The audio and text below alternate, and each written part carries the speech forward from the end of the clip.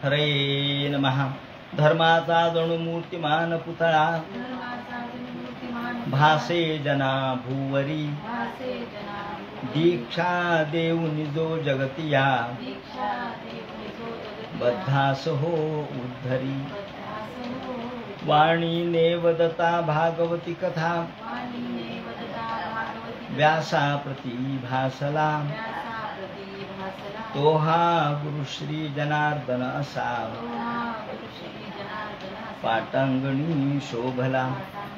सद्गुरुनाथ महाराज की जय. हरे नमः. श्री शुकोवाच इत्थं विरंच स्तुत कर्मवीर्यः प्रादुर्भव बभूवामृत भूरदित्यां चतुर्भुज शंख गदाब्ज चक्र पिशंगवासा नलिनायते क्षणः. भगवान वेदव्यास वर्णन करून सांगू लागले. शुकाचार्य राजा परीक्षितीला आणि सूत शौनकादिकाला सांगतात. याप्रमाणे भगवान वामनाचा या ठिकाणी जन्म झाला. श्रवण नक्षत्र होतं. द्वादशी तिथी होती, भाद्रपद शुद्ध द्वादशी, म्हणून तिला विजया द्वादशी असं म्हणतात. आपल्याला विजया दशमी माहिती आहे, पण याला विजया द्वादशी म्हणतात. याप्रमाणे आकाशामध्ये शंख दुंदुभी भेरी वाजू लागल्या.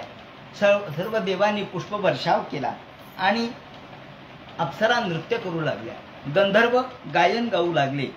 तुष्टोर्मनयो देवा मनव्यापित रोग नया. आणि सर्वांना आनंद झाला. ब्राह्मण, त्याचप्रमाणे पितर, देव, चारण, पन्नग सर्वांना आनंद झाला. चारणा यक्षरक्षांसु सुपर्ण अभिषेकोत्तमाः. सर्व जगाला आनंद झाला म्हणजे समजायचं देवाचा जन्म झाला. सर्व लोक आनंदित झाले. या ठिकाणी देव, गंधर्व, चारण, किन्नर, पन्नग, पितर, सिद्ध, विद्याधर, किमपुरुष सगळ्या प्रकारच्या लोकांना समाधान वाटलं. वा, आता या ठिकाणी काहीतरी धर्मप्रवण अशा प्रकारची कृती होईल. या दृष्टीने गायनतो ती प्रशंसनतो सगळ्यांनी गायन गायला सुरुवात केली गंधर्वांनी. आणि मग वामन जन्माला आल्याबरोबर ताबडतोब त्यांची मुंज झाली आहे. 5व्या वर्षी 5 वर्षाच्याच वयामध्ये ते प्रगट झाले. त्यांची मुंज झाली. तम बटुम वामनम दृष्ट्वा मोदमाना महर्षयः.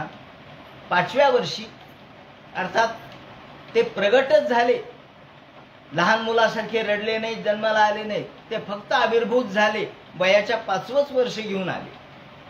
आल्याबरोबर मौंजी विधान त्यांचं झालं. आणि मौंजी विधान केल्याबरोबर कश्यपानी मोठ्या आनंदाने त्यांचा व्रतबंध केल्याबरोबर तस्योपनीय मानस सावित्रीं सविता ब्रवीत. याप्रमाणे प्रत्येक जण त्यांना भेटण्यासाठी आले, त्यांना उपायन देण्यासाठी आले. त्यांना जानवं कोणी दिलं? बृहस्पतीने जानवं दिलेले. गुरुनी, गुरुच्या द्वारे जानवं त्यांना मिळालंय. बृहस्पती ब्रह्मसूत्र मेखलाम कश्यपो ददात. मेखला म्हणजे मुंज. आता आज आपण मुंज शब्द वापरतो, मुंज किंवा मुंज.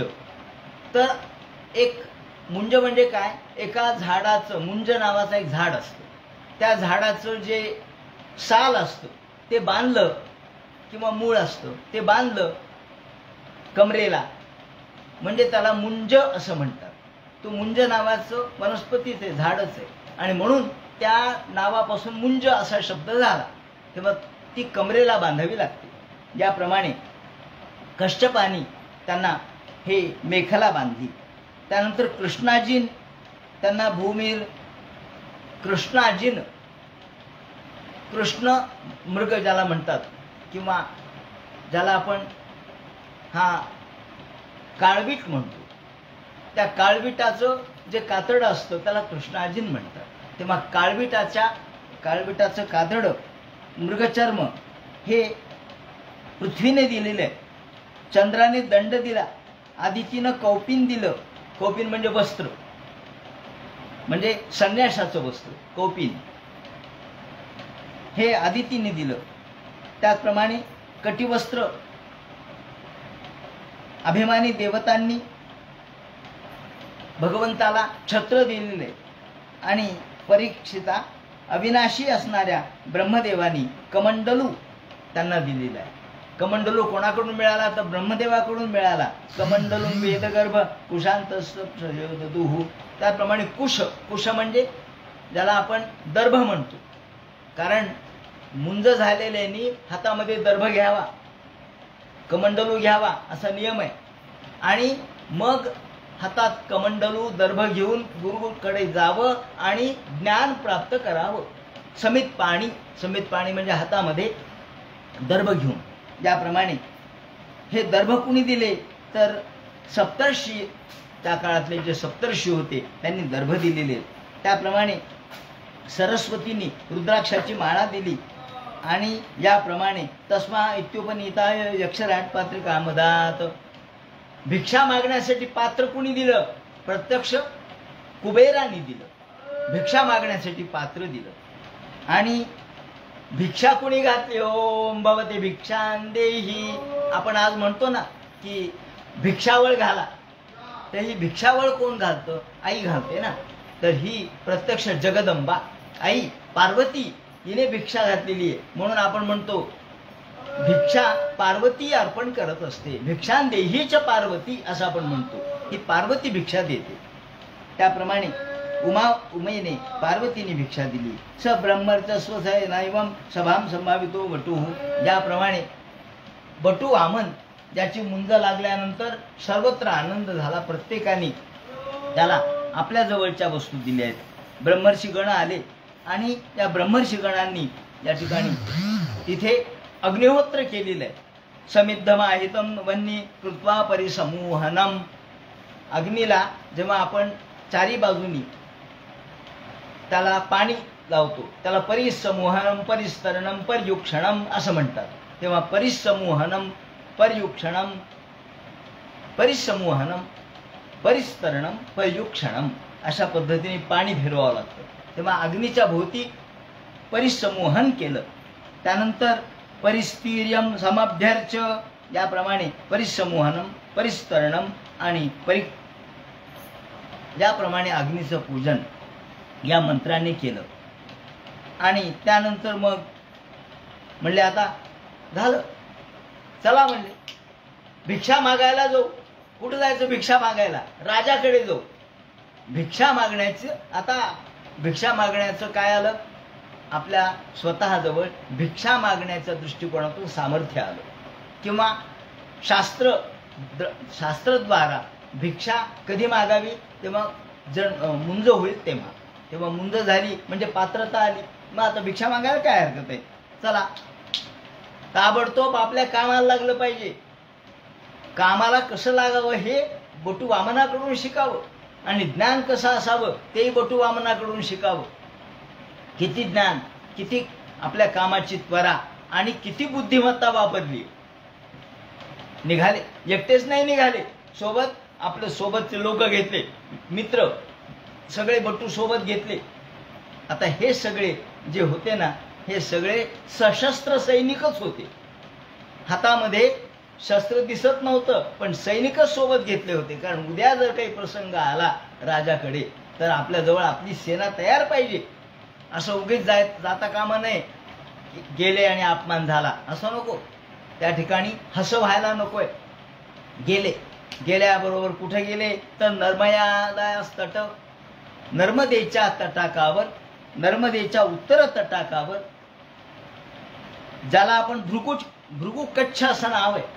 तर भृगुकच्छ म्हणजे आजच्या शब्दामध्ये भडोच नावाचं जे गाव आहे, जिल्हा आहे, त्या भडोच या ठिकाणी ज्याचा यज्ञ चाललेला होता. नर्मदेच्या उत्तर तटाकावर भडोच आहे, गुजरातमध्ये येते. तेव्हा त्या भडोचचेच चक्रधर हे भडोचमध्ये प्रगट झालेले आहेत. तेव्हा भडोच मधूनच ते पुढे इकडं महाराष्ट्रामध्ये आले. तम नर्मदायास तटे उत्तरे बले, उत्तर तटाकावर त्या ठिकाणी बलीचा यज्ञ चाललेला होता. भृगुकच्छ संज्ञके, भृगुकच्छ असं त्याला म्हणतात, भडोच असं म्हणतात. त्या ठिकाणी गेल्याबरोबर सूर्य केला शायुध वा विभावसुहू. यज्ञाच्या मंडपात प्रवेश केल्याबरोबर एखाद्या सूर्यासारखी तळपती अशा प्रकारची यांची प्रभा होती. ऋत्विजा सोबत सगळ्या बरोबरच्या सगळ्या मित्रांसोबत त्यांनी प्रवेश केला आणि केल्याबरोबर बली या ठिकाणी समोरच उभा होता. कोणी जो येईल त्याचं स्वागत करण्यासाठी तो उभा होता. सूर्य किलाया तुझा विभाव सोहू. पाहिल्याबरोबर ती तेजपुंज मूर्ती पाहिली. म्हणले अरे सूर्य आले का काय प्रत्यक्ष माझ्या यज्ञामध्ये? सूर्याचं आगमन झालं का? का सनत कुमार तर आले नाहीत.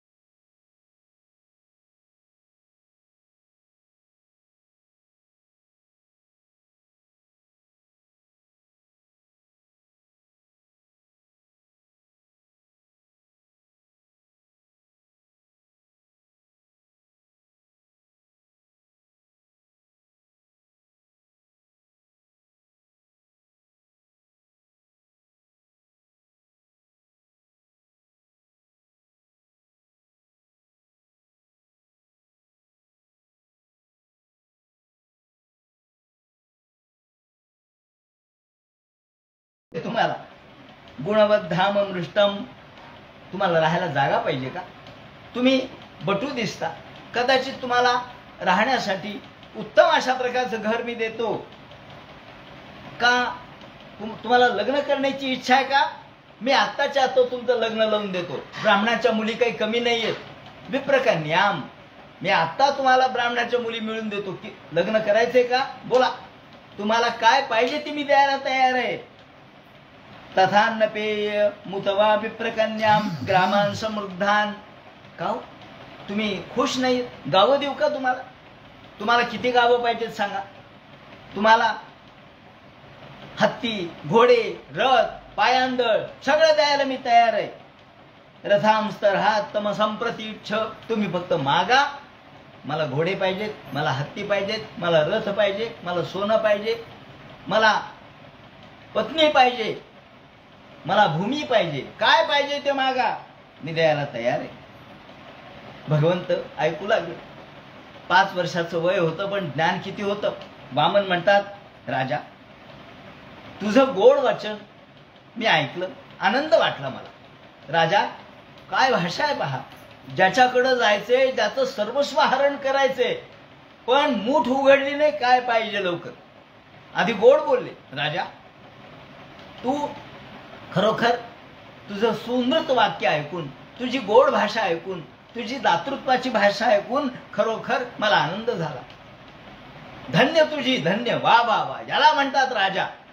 तू हरभऱ्याच्या झाडावर चढला ना तो याला म्हणतात राजा. कुलोचितम धर्मयुतम. वा वा, तू जे बोलतोस ते तुझ्या कुळाला योग्यच आहे. तुझ्या कुलाचा सन्मान तू वाढवलास, तुझ्या कुलाचा मोठेपणा तू वाढवलास, तुझ्या कुलाचं यश, तुझ्या कुलाची कीर्ती. खरोखर पितामह कुलवृद्ध प्रशांत. तुझ्या सर्व पितामह, तुझे जे पितामह आहे अर्थात वडील तुझे विरोचन आहेत. प्रल्हाद तुझे आजोबा आहेत.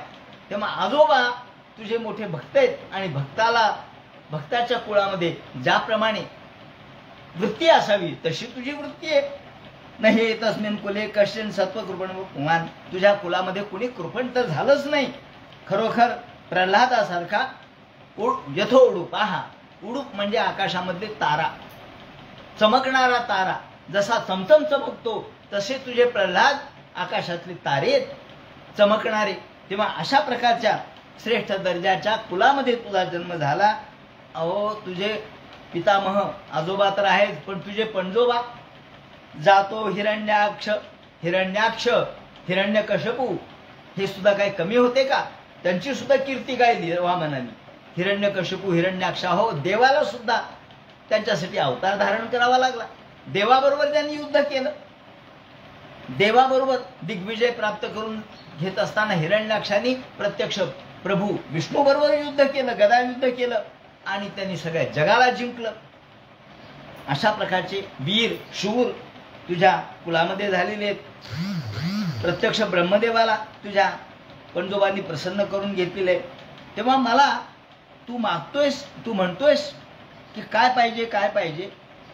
तेव्हा हे पहा, क्ष्माम द्याम दिशखम विवरान समुद्रान. मला काही नको. या ठिकाणी नात्मानम जैनम मे तद्वीर्यम भर्यम स्मरण. तेव्हा पिता प्रल्हाद पुत्र असते तद्विदम स्थल. हे विरोचन तुझे पिता हे देखील मोठे दातृत्व संपन्न आहेत. तेव्हा तुमची परंपराच चांगली राहिलेली आहे. तुमची परंपरा श्रेष्ठ दर्जाच्या वीराची आहे, भक्तांची आहे, दातृत्व संपन्नतेची आहे. मग तुम्हाला पाहिजे काय सांगा ना. काही नाही, मला फक्त पदानि त्रीण दैत्येंद्र. राजा तू जर मला देणार असेल तर माझ्या पावलाने 3 पावलं जागा दे. माझ्या पावलाच्या मापाने 3 पावलं जागा दे.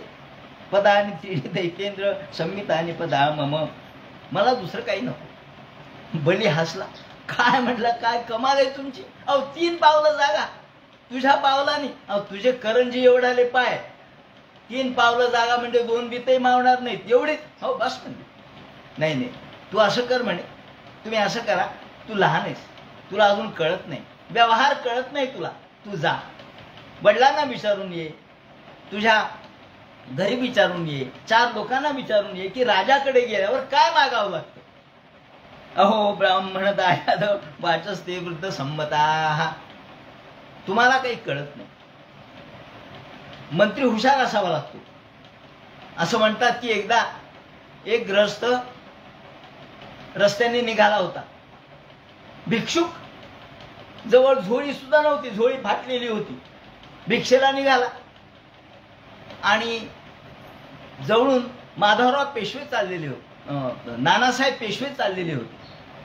नानासाहेब पेशव्यांचा मोठा डामडौल चाललेला आणि हे गर्दी लोकांची. तो आपला रस्त्याने वाट काढत निघाला. कोणी म्हणले काय हो, म्हणले नानासाहेब पेशवे. पेशवे हो म्हणले. अहो काही मागा तुम्हाला देतील ते. अहो आता काही मागितलं ताबडतोब तुम्हाला देतील. काय पाहिजे. तो बिचारा निघाला होता भिक्षेला. तो म्हटलं काय मागाव काय मागाव काय मागाव. म्हणजे मला फडकं पाहिजे, फडकं. फडकं असं म्हणल्यावर काय, झोळीला फडकच नव्हतं ना. तो मंत्री होता बाजूला बसलेला, तो हुशार असावा लागतो. त्यांनी सचिवांनी सांगितलं महाराज हा फडकं मागतोय. मग फडकं म्हणजे काय. ते म्हणजे फडकं हो म्हणले. ती फडके नावाची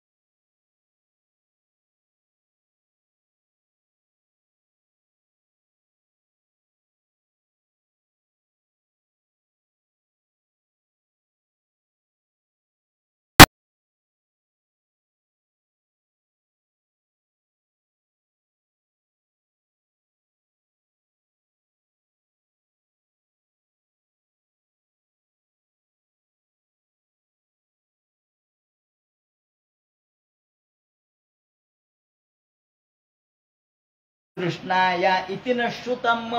माणसाची तृष्णा संपत नाही, माणसाची तहान संपत नाही. तुम्ही किती मागा किती द्या, माणसाला तदपि द्व्यंगुलम न्यूनम. त्याला वाटतं नाही नाही थोडं कमीच पडलं, जरा कमीच मिळालं. अरे जेवढं नशिबात आहे तेवढंच मिळत असतं, कमी नसतं मिळत. पण माणसाला वाटतं हा माणसाची खूप असते, जास्त मिळावं असं वाटतं. तृष्णा माणसाची संपत नाही. आणि मग वामन म्हणतात राजा यदृच्छयोपबंधेन संतुष्टो वर्तेते सुखम. संतुष्टतेमध्ये खरं सुख आहे, हे तत्वज्ञान आहे बरं का. हा खरा यातला तात्पर्य अर्थ आहे की संतुष्टता. तुम्हाला सुख पाहिजे का, तर संतुष्टतेमध्ये सुख आहे. तुम्ही दुःख का पदरात पडतं म्हणतात ना, तुम्ही वसवस करता म्हणून दुःख पदरात पडतं. तुम्ही संतुष्ट राहा, तुम्हाला सगळ्या दिशा सुखमय आहेत, तुम्हाला सगळा आनंद आहे. जो असंतुष्ट आहे ब्राह्मण, त्याचं विद्या त्याचं ज्ञान यदृच्छया लाभतुष्टस्य तेजो विप्रस्य वर्धते. जो संतुष्ट आहे ब्राह्मण, त्याचं तेज त्याची विद्या वाढते. आणि जो संतुष्ट नाही त्याची विद्या त्याचं ज्ञान त्याचं तप त्याचं तेज हे सगळं कमी होत असतं. म्हणून माणसाने अल्पसंतोषी असावं, संतोषाने तेज वाढतं. तत्प्रशाम्य संतोष. म्हणून तस्मात् त्रीणि पदान्येव. सगळी पृथ्वी जरी दिली तरी माणसाचे हाव संपत नाही. गंमत अशी एकाने एक सांगितलेली गोष्ट आहे की एक गृहस्थ होता. राजाने अशी दौंडी पिटवली एकदा की महाराज उद्या सकाळी बरोबर सूर्योदयाला तुम्ही पळायला सुरुवात करायची नागरिकांनी. जो जेवढा पळेल तेवढी जमीन त्याची. पहा सकाळच्या वेळेला बरोबर सूर्योदयाला सुरुवात होईल. सगळे दुसऱ्या दिवशी तयार झाले, काय नाही आता पळायचे का, तर जेवढं पळू तेवढी जमीन माझी होऊन जाईल. फार चांगली गोष्ट आहे ना. अशी काय प्लॉटची किमती किती आहेत, जेवढं पळेल तेवढं जमीन माझी. आणि जे एक ग्रस्त पळायला लागला, खाल्लं नाही, पिल्लं नाही, पाणी नाही, चहा नाही, जेवण नाही, नाश्ता नाही, काही नाही. सकाळी जे सूर्योदयाला पळायला सुरुवात केली, धाप लागली तरी पळतोय का? जमीन मिळणार आहे ना, जमीन मिळणार आहे. जेवढं मागं बघायला लागलो आपल्याला एवढी जमीन मिळते, आता एवढी जमीन मिळते.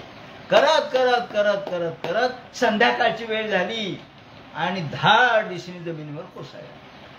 त्याच्या बरोबरचे लोक मागच राहिले. ते म्हणते बा त्यांना काहीच नाही मिळत जमीन, आपल्याला खूप मिळणार आहे, कारण आपण खूप पुढे पळालो. संध्याकाळची वेळ झाली, सूर्य मावळायच्या वेळेला हा जमिनीवर पडला. लोकांनी म्हणले काय हो, पडला कशाचा? गत प्राण. मिळाली का जमीन? माधाव विनयव दैवम. माणसाने धावधाव करून लक्ष्मी प्राप्त होत नसते, विनाकारण माणसाने धावधाव करू नये. म्हणून ते म्हणतात, हे राजा, त्यासाठी मला फक्त 3 पावलं जागा दे माझ्या पायाने. असं म्हटल्यावर शुकाचार्य म्हणतात, परीक्षिते, याचाही नाईलाज झाला. म्हणला, अगं विंध्यावली, झारी घेऊन ये. झारी आणली आणि आता हो म्हणून पाणी देणार. त्याला पाणी द्यावं लागेल ना, म्हणजे संकल्प करावा लागेल आणि पाणी सोडावं लागेल. संकल्प करण्यासाठी हातामध्ये पाणी घेतलं, संकल्प करायला सुरुवात केली. एवढ्यात शुक्राचार्य आले. म्हणजे हे राजा, काय करतोस तू? काय संकल्प करतो? कशाचा? 3 पावलं जागा. अजिबात देऊ नको म्हणले. देऊ नको, अजिबात द्यायची नाही. अरे हा कोण आहे माहिती का तुला? हा कोण आहे? अरे हा देवाचं कार्य साधण्यासाठी आलेला विष्णू आहे. विष्णू खोटं रूप धारण केलंय त्यांनी. तू या ठिकाणी एष वैरोचने साक्षात.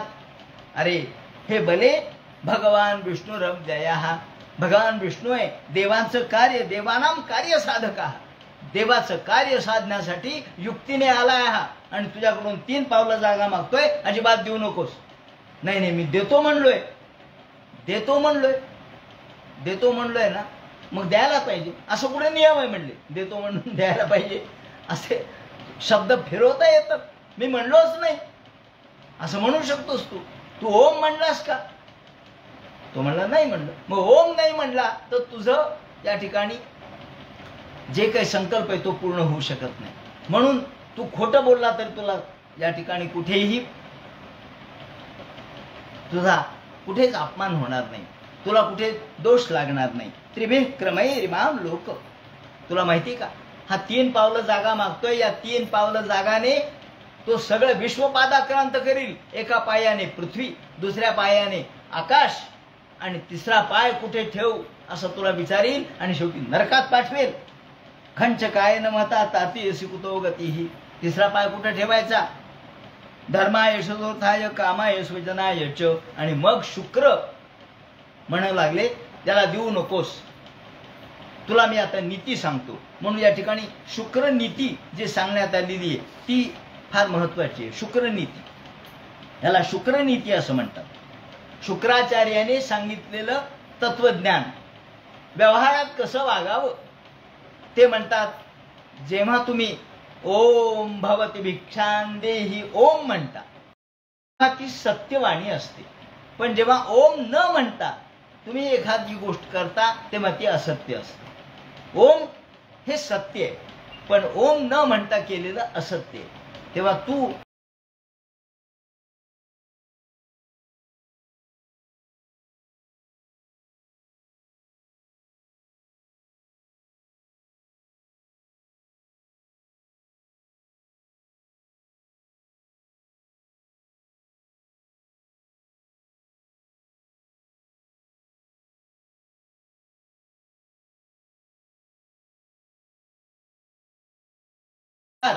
उपभोग आणि स्वजन संतोष या दृष्टीने द्रव्याचं विभागणी करणारा खरा सुखी होतो. खरा सुखी इहवाद आहे. इहवाद म्हणजे लौकिक जीवनात कसं जगावं. तेव्हा शुक्राने हेच सांगितलं, शुक्राचार्यांनी, की पुण्य, कीर्ती, व्यापार, उपभोग आणि स्वजन संतोष या 5 गोष्टींनी आपल्या जवळचं द्रव्य वापरावं आणि तो माणूस सुखी होतो. त्यामुळं याचकाला सर्वस्व देऊन टाकू नये. याचकाला त्यांनी मागितलं तर सर्वस्व देऊ नये का? निष्कांचन होऊन जाणार आहेस कुठं? माझ्याजवळ काही नाही असं म्हणावं याचकाला. माझ्याजवळ काही नाही बाबा, मी फक्त एवढं तुला देणार आहे, घ्यायचं ते घे नाही तर जा. त्याला म्हणतात व्यवहार. द्रव्य हे तुम्ही जर सगळंच याचकाला देऊ लागलास तर तू निर्धन होशील. म्हणून द्रव्य प्राप्त करण्याचा एकच उपाय आहे, तो म्हणजे सर्वस्व दान न करणे. आणि म्हणून वेद देखील हेच सांगतो. वेद काय सांगतो? सत्यम पुष्पफलम विद्या. वेद असं सांगतो की देहरूपी वृक्षाचं सत्य हे पुष्प आणि फळ आहे. देहरूपी वृक्षाचं, देह हा वृक्ष आहे. आता पहा, याला म्हणतात देहात्मवाद. देह हाच आत्मा आहे. देह जर चांगला असेल तर सगळं चांगलं, देह नसेल तर काही उपयोग नाही. म्हणून देहरूपी वृक्षाचे सत्य हे पुष्प आणि फळ आहे. देहच नसेल तर तुम्हाला सत्यरूप फळ कसं मिळेल? म्हणून वृक्ष जर नष्ट झाला, समजा तुम्ही मूळच नष्ट करून टाकलं तर मग वृक्ष नष्ट होईल. म्हणून खरं मूळ काय या देहाचं? तर अनृत, खोटं बोलणे हे मूळ आहे. खोटं बोल, अनृत हे मूळ आहे. असत्य बोलून देहरक्षण करणं हे आवश्यक आहे. असत्य बोलून जर आपल्याला देहरक्षण करायचं असेल तर असत्य बोललं पाहिजे. कारण सगळ्यात महत्वाची कोणती गोष्टी आहे? आपलं जीव वाचवणे. अगदी जीवावर प्रसंग आला, मग आता खरं बोलावं का जीव वाचवावा? सांगा बरं. समजा अगदी जीवावर बेतलं, प्राणार्थे असा शब्द वापरलाय ना त्यांनी, की आपण आपल्या प्राणावर एखादी गोष्ट जर बेतली तर आपण स्त्रीषु नर्मविवाहेच वृत्त्यर्थे प्राणसंकटे. प्राणसंकटे, प्राणावर बेतलं.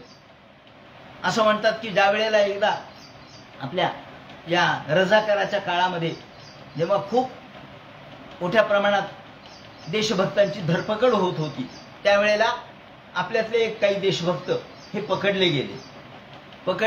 खरी घटना आहे. पकडले गेल्यानंतर आता जो हिंदू आहे त्याला ठार करत होते. त्याला मारण्याशिवाय पर्याय नव्हता. हे लोक त्याला मारायचे आणि जो मुस्लिम आहे त्याला सोडून द्यायचे. आता एक जण ग्रस्त होता, त्यांनी विचार केला आता आपली तर बारी आली, याच्यानंतर आपलाच नंबर आहे. आणि याच्यानंतर आपण जर आपण हिंदू आहेत म्हणून सांगितलं, आपलं नाव, तुझं नाव काय असं विचारायचे, नाव सांगितलं तर ठारच मारणं. मग आता मरायचं का जगायचं? मग आता खोटं बोलून जगावं. आता इथं खोटं बोलणं हा देखील धर्म आहे. कारण प्राण वाचले म्हणजे पुढचं सगळं वाचतं. त्यामुळं ही युक्ती आहे, युक्ती खोटं बोलण्याची. जसं सावरकरांनी सुटण्यासाठी म्हणून इंग्रज सरकारला प्रार्थना केली, पत्र लिहिले, महाराज मी आता तुमच्या विरोधात जाणार नाही, मला या काळ्या पाण्याच्या शिक्षेतून सोडा. ही युक्ती होती ती. ते काय खरं होतं का? ही युक्ती आहे, युक्तिवाद आहे, तो वकिली पद्धत आहे. त्याप्रमाणे त्या माणसाने काय केलं, तो म्हणला, त्याचे नाव त्यांनी मुस्लिम नाव सांगितलं, काहीतरी शेख वगैरे. तर ते म्हणे कशावरून म्हणे. मग त्याने सांगितलं, हे पहा माझ्या कानाला सुराख आहेत का बघा. त्याच्या कानाला भोकच नव्हतं. हिंदूंच्या कानाला भोक असतात ना, सुराख, ज्यात छिद्र पाडलेले असतात, कर्णवेध. योगायोगाने त्यांच्या आईबापाने ते पाडलेच नव्हते आणि त्याचे कान कर्णवेध न केलेले होते. त्याने दाखवले, बा माझ्या कानाला सुराख आहेत का? नाही, मी मुस्लिम आहे. आणि त्याला सोडलं ना, तो वाचला. आता इथं खोटं बोलला पण प्राण रक्षण केलं. आता इथं तो म्हणाल का? नाही नाही, खरंच बोलायचं, जे काय होईल ते होईल. मग मरशील ना, विनाकारण मरशील. उद्देश काय? देशभक्ती आहे, देशाचं कल्याण करायचं आहे, त्याच्यासाठी प्रयत्न करायचे. मग आता मरून काय उपयोग आहे? पुढे आपण युद्ध करू ना, पुढे आपण काहीतरी क्रांती करू. म्हणजे मोठ्या कामासाठी आपण खोटं बोललं तर चालतं. शुक्रनीती आहे ही, शुक्राचार्य म्हणतात. आणि म्हणून असत्य बोलून देहरक्षण करणं हा योग्य आहे. मूळ जर उपटून टाकलं तर वृक्ष नष्ट होतो, त्याप्रमाणे अनृत नष्ट झालं तर आपण नष्ट होतो. त्यामुळे हे राजा, वृक्षे जीवित तन्नस्यादनृत मूलमात्मनः. म्हणून अनृत बहुरुच नावाच्या श्रुतीमध्ये हे वचन आहे. बहुरुच नावाची श्रुती आहे. त्या श्रुतीमध्ये असं वचन आहे की दान देण्यापूर्वी जर ओम म्हटलं तर ते सत्य आहे आणि ओम न म्हटलं तर ते असत्य आहे. ओम तत्सत असं आपण म्हणतो. पण नुसतं तत्सत म्हटलं तर नाही, ते खोटं होईल. पण ओम तत्सत असं जर आपण ओम लावलं तर ते आपल्याला सत्यवचन होतं. त्यामुळं तू ओम म्हणलाच नाहीस, त्यामुळे तुला खोटं बोलायला काय हरकत नाही, खोटं बोल. स्त्री सुंदर्म विवाहेच, शुक्राचार्य म्हणतात स्त्रीशु, स्त्रीला आपल्या पत्नीला विनोदाने खोटं बोललं तर चालतं. विनोदाने स्त्रीला तिला खुश करण्यासाठी सांगायचं, तुला मी जरी किती सोनं महाग असलं तरी मी आता या पुढच्या दिवाळीमध्ये तुला मी चपलहार करतो. किती सोनं महाग असू द्या ना, चपलहार करतो. पण प्रत्यक्षात सोन्याचं करण्याच्या ऐवजी काहीतरी कोल्हापुरी दागिने आणायचे, हे केलं म्हणून सांगायचं. जेव्हा ती पाहिल, अरे हे खोटं आहे, मग मी कुठं म्हणलो खरं म्हणून, मी चपलाहार करतो, सोन्याचं थोडंच म्हणलो तुला मी. या पद्धतीने आपल्याला कौशल्याने खोटं बोलता येतं. स्त्रीला विनोद करण्यासाठी, काही तिचं मनोविनोदन करण्यासाठी खोटं बोललं तर चालतं. नर्म विवाहेच, एखाद्याचा विवाहात जमत नाही.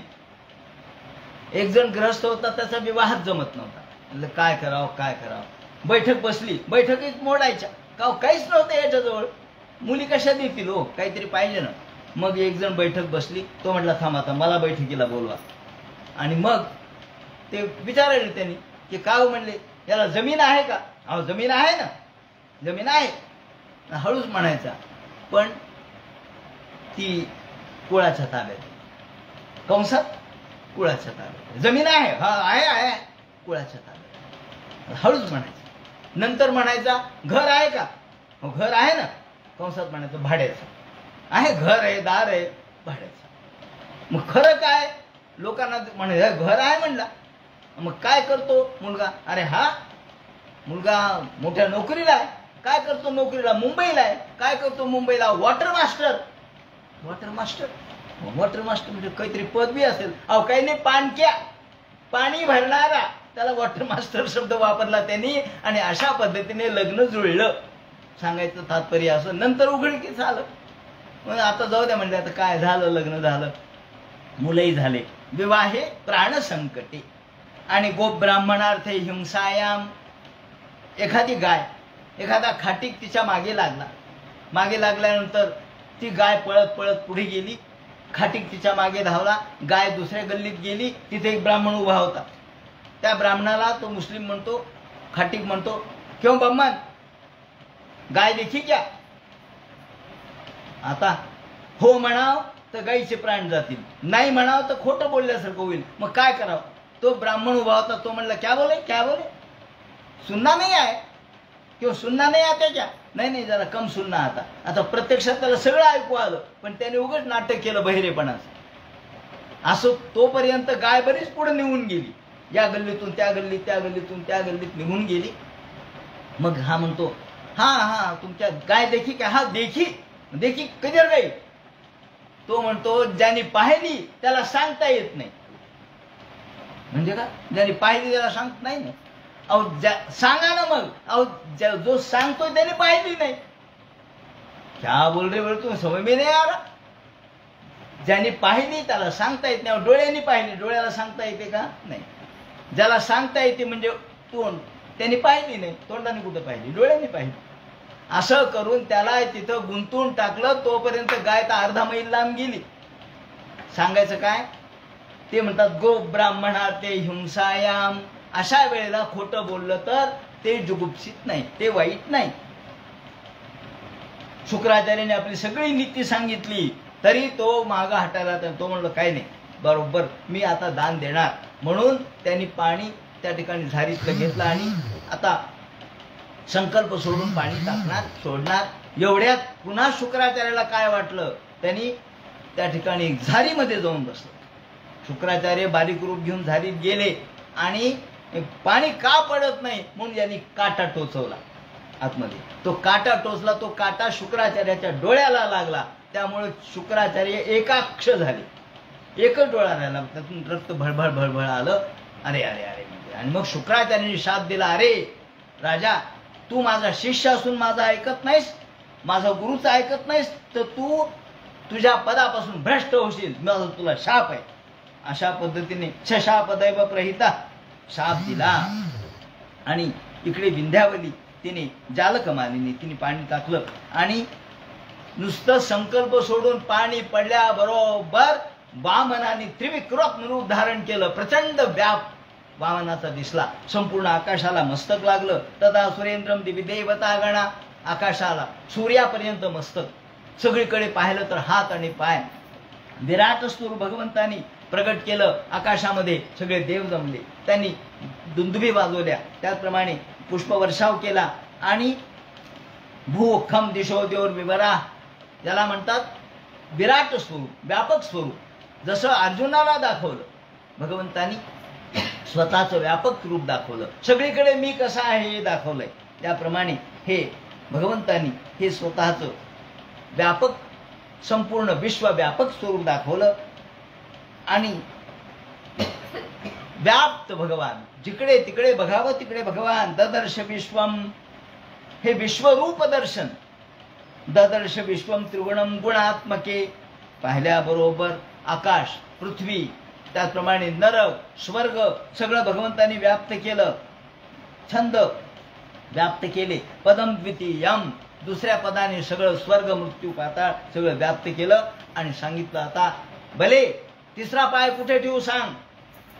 तू 3 पावलं जागा देतो म्हणला होतास, पाणी सोडलंयस, 2च पावलं फक्त झाले. तिसरा पाय कुठे ठेवू सांग, नाही तर मग नरकात जायची तयारी ठेव. कारण तू खोटं बोललास, तुला नरकात जायचं, या ठिकाणी दुसरा पर्याय नाही. असं म्हटल्याबरोबर अनेन याचमानेनं तेवढ्यात त्याचं हे रूप पाहिल्याबरोबर बलीचे सगळे सैन्य होतं ते यांच्या अंगावर धावून आलं. म्हणले मारा रे मारा, म्हणले याला. आलाचे आला बटूचं रूप घेऊन आणि आता बलीला ध्वंस देतोय, त्याला मारा. ते सर्वे वामन महंतुम, काय असे तसे होते काय लेचे पेचे, त्याने आपल्या बरोबर सैन्य आणलं होतं. सगळं वामनाच्या अंगावर सगळं सैन्य आलं. वामनाने त्यांचा निपात करून टाकला.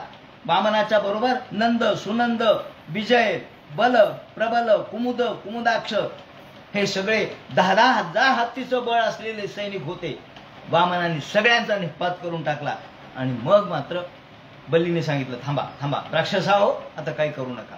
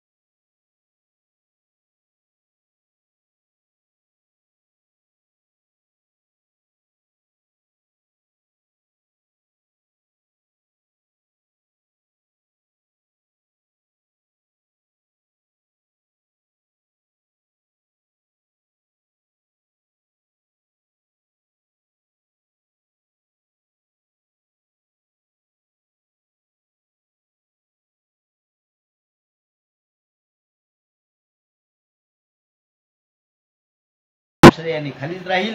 सूत्र मध्यस्थाम, आणि मी स्वतः गदा पाणी हातामध्ये गदा घेऊन त्याचं रक्षण करण्यासाठी उपस्थित राहील. सूत्रम स्वर्गीय प्रार्थ्या, आणि सूत्र लोकामध्ये स्वर्गापेक्षाही जास्त भोग आहेत.